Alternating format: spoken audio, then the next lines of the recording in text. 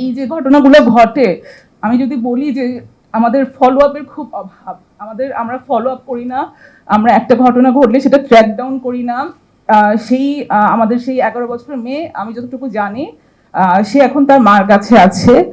তার কিন্তু আসলে একটু ডিফারেন্ট ধরনের ট্রিটমেন্টের প্রয়োজন, প্রপার কেয়ার প্রয়োজন।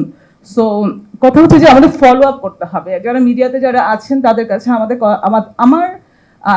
আমার এবং হচ্ছে অন বিহাফ অফ ব্লাস্ট, আমি চাই যে যখন একটা ইনসিডেন্ট ঘটে, দয়া করে আমরা শুধুমাত্র হচ্ছে ভিউয়ার্স বানানোর জন্য বা পেপারের কাটতি বানানোর জন্য এগুলো না করে, যদি মাত্র যে ঘটনাগুলো ঘটে আমরা সত্যিকার অর্থেই যদি আমাদের কমিটমেন্ট থাকে এইটা যে আসলে একটা দিন, একটা সকাল এমন হবে যেদিন আসলে পেপারের কোনো কানাকিঞ্চিত আমি একটা ধর্ষণের খবর পাবো না, আমি খুঁজে পাবো না। মাদ্রাসায় মেয়েটা পড়তো, 11 বছর বয়সী মেয়ে।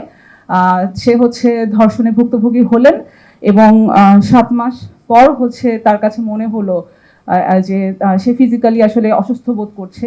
তার মা সিলেটে মানুষের বাসায় কাজ করে, নানির বাসায় থেকে হচ্ছে মেয়েটাকে পড়াশোনা করাতো। দেন ডক্টরের কাছে গিয়ে জানা গেল যে মেয়েটা হচ্ছে প্রেগনেন্ট, 7 মাসের অন্তঃসত্ত্বা তিনি।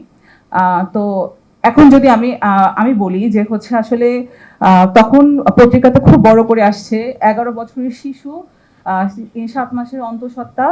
তো এখন এমন একটা অবস্থা যে হচ্ছে আমরা জানি, আমরা যারা মা হয়েছি, একটা অ্যানেস্থেসিয়া দিতে হয় বাচ্চা ডেলিভারির সময় যদি আমি সি সেকশন করি। সো এই 11 বছর মেয়ে আসলে সেই সি সেকশনের জন্য সে ফিজিক্যালি ফিট না, আবার তার নর্মাল ডেলিভারি করাও তার পক্ষে পসিবল না। নিউজগুলো আমরা সবাই দেখেছিলাম যে এমন একটা অবস্থা যে আমরা বলতে পারি না যে ফাইনাল যে দিনটা আসবে, যেদিন সেই বাচ্চাটা ভূমিষ্ঠ হওয়ার কথা, সেদিন আদৌ কি হচ্ছে মা এবং শিশু দুজনকে কি আমরা আদৌ জীবিত পাবো, না দুজনই মারা যাবে। তো আমাদের কথা হচ্ছে যে আমরা শুধু একটা ঘটনা নিয়ে যেন না থাকি।